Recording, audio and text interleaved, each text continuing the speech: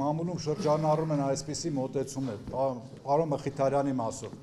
չէ որ նա զբաղվում է քաղաքական գործունեությամբ, եկեք սահմանազատենք որն է նրա քաղաքական գործունեությունը եւ որն է նրա փաստաբանի աշխատանքը։ Տեսեք,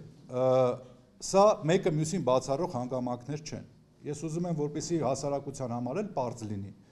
Փաստաբանի մասնագիտությունը դա ազատ մասնագիտություն չի, դա պետական ծառայություն չի, որով որ սահմանափակված լինի, օրինակ փաստաբանի քաղաքական գործունեությունը։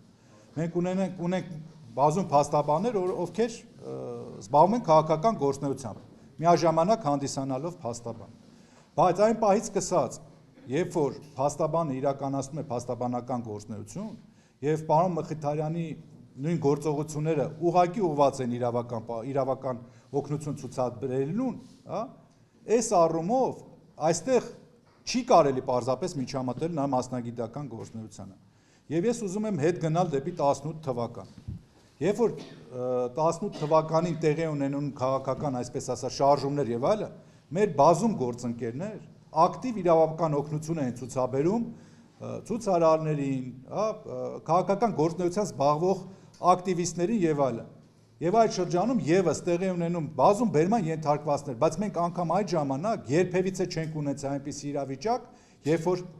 փաստաբանի իրավունքները ոտնահարեն։ Փաստաբանները անարգել կարողանում են վունդ գործեն, հա, ոստիկանական բաժանմունքներ եւ անհրաժեշտ առաջնային իրավաբանական օգնությունը ցուցաբերեն։ Մենք մի կարևոր հանգամանք պետք է արձանագրենք,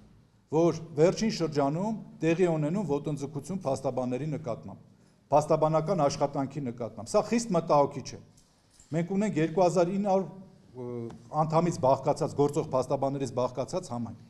Ես ձեզ հավաստիացնում եմ, սա ուղղակի հետք է թողում իրավական պաշտպանության որակի վրա։ Եվ այս առումով մենք ունենք նաև միջազգային մի շարք կարևոր փաստաթղթեր, որոնք որ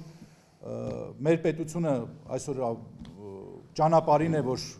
պետք է ստորագրի, նաև ամրագրված փաստաթղթեր ունենք, սահմանադրական կարգավորում ունենք, այս գործողությունները ամենևին էլ չեն բխում այդ իրավական փաստաթղթերից, այդ կարգավորումներից եւ ուղղակի հակասում են այդ գործունեությանը։ Հիմա խնդիրը այսպիսին է, մենք փորձելու ենք անենք եւ դիմենք մեր եւ նաեւ կուզենամ մի կարեւոր հանգամանք եւս, օրինակ ինձ զարմացնում է մեր միջազգային կառույցների, իրավապաշտպան կառույցների արձագանքի պասիվությունը։ Այստեղ միտքս ավարտեմ էլի։ Այստեղ ես ակնկալում եմ համաժամանակյա եղանակով, ինչպես որ մենք տեսնում ենք 18 թվականին եւ այլը, այդ կառույցների հավուր պատշաճի արձագանքը։